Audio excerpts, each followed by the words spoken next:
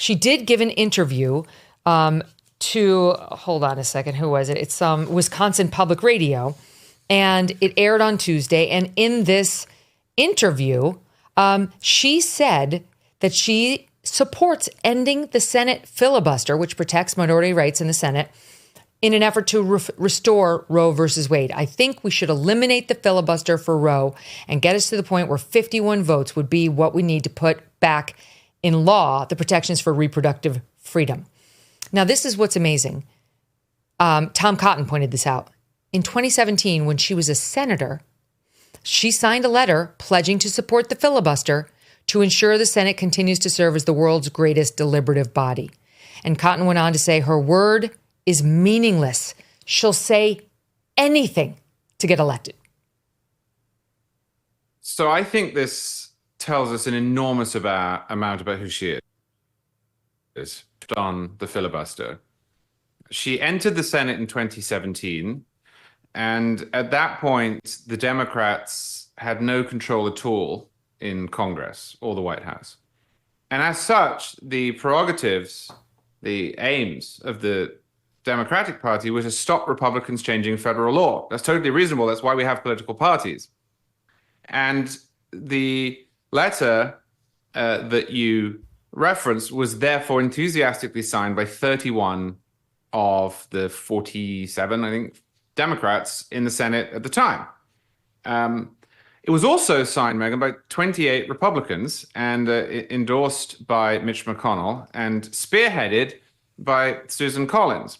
So there you've got 30 Republicans who are acting against their self-interest and also defying Donald Trump, who wanted to abolish the filibuster at the time. Harris signs on to this. Why?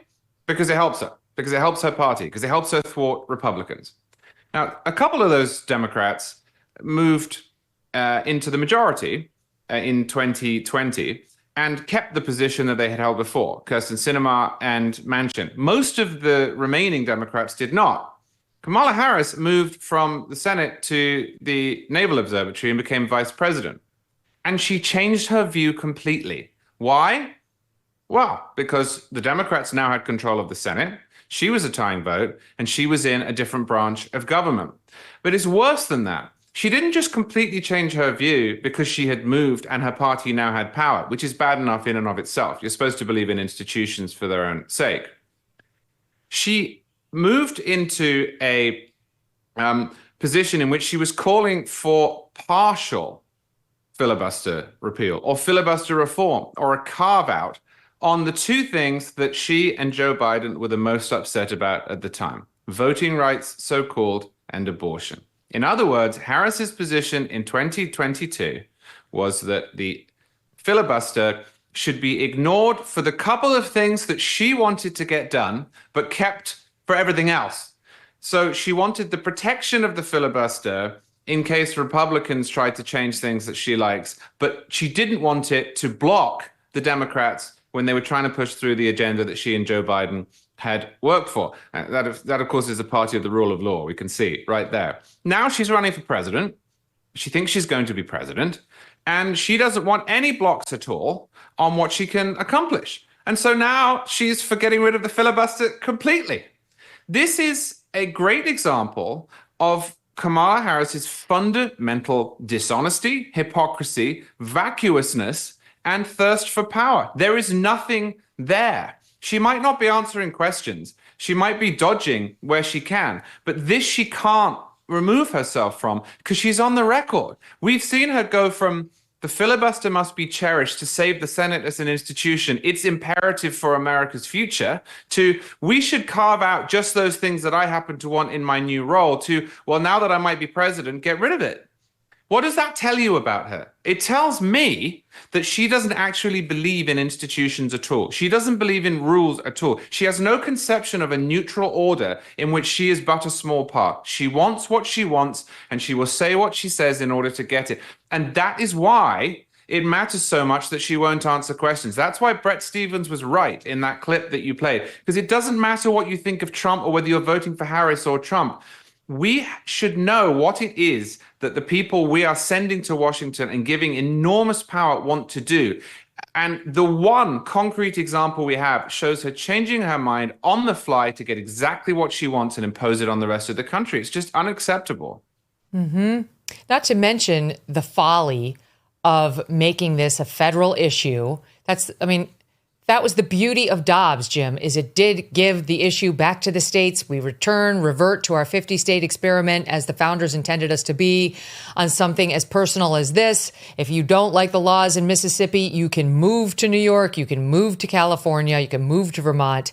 And that is why what Kristen Sinema said resonated with me, which has been my position all along on this. She responded saying, to state the supremely obvious, eliminating the filibuster to codify Roe versus Wade also enables a future Congress to ban all abortion nationwide. What an absolutely terrible, short-sighted idea. And it also led Joe Manchin to say shame on her, saying he definitely will not endorse her now. I mean, I think you actually have a very good argument that this may not be regulated by Congress as a national ban or a national permission slip under our current enumeration of separation of powers, that they don't have the power to issue a nationwide ban or support resurrection of the Roe regime. I think that's the position that Republicans should take. And I think Democrats should say that, because half a loaf is better than no loaf for either party on this issue. But she's decided to run out there and say she'll do it. And what's scary, Jim, is like, the Democrats actually, notwithstanding the way we began the show, they actually could win the White House. They could keep control in the Senate and potentially even improve their margins there, though it's not likely. And they could win the House. So, you know how they're always saying, believe Trump on his promises? We should believe her on what she's saying here.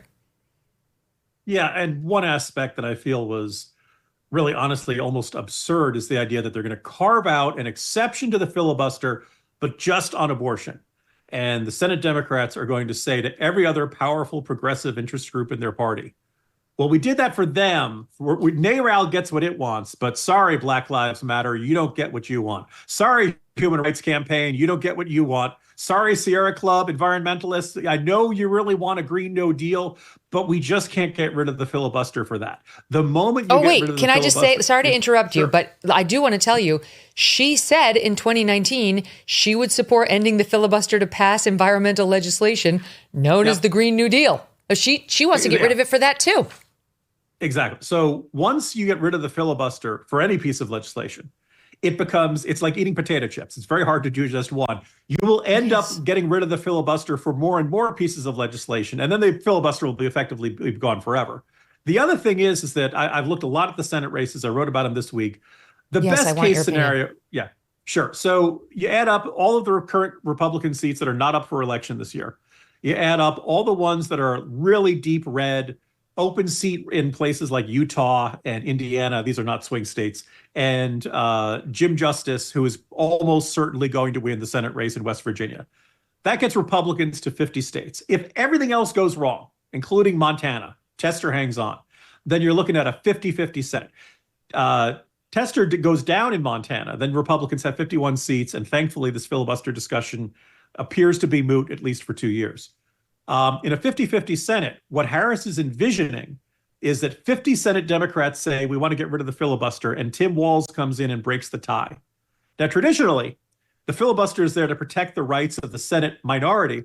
In this case, the Senate minority would be 50 Republican senators. So getting rid of the filibuster is a terrible idea. Getting rid of the filibuster in a 50-50 Senate is an absurdly terrible idea. And yet this is what Kamala Harris wants to do. Imagine waking up one day to find out your home no longer belongs to you, that someone somewhere has stolen your property right out from under you.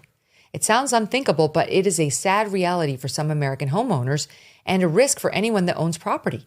House stealing, that's what the FBI calls it. It's a form of real estate fraud where scammers leverage loopholes in the system to fraudulently transfer your home's title into their name. Then they take out loans against your property or even sell it behind your back. By the time you find out, the scammer's long gone, leaving you, the legitimate homeowner, to clean up the mess. But right now, triple lock protection is available through HomeTitleLock.com, offering 24/7 title monitoring, alerts, and restoration services. You can sign up today at HomeTitleLock.com and use promo code Megyn for 30 days of protection for free and a comprehensive title scan to make sure you are not already a victim. That's promo code Megyn and HomeTitleLock.com or by using the link below. Thanks so much for watching. If you like what you just saw, hit the subscribe button for more clips and full episodes.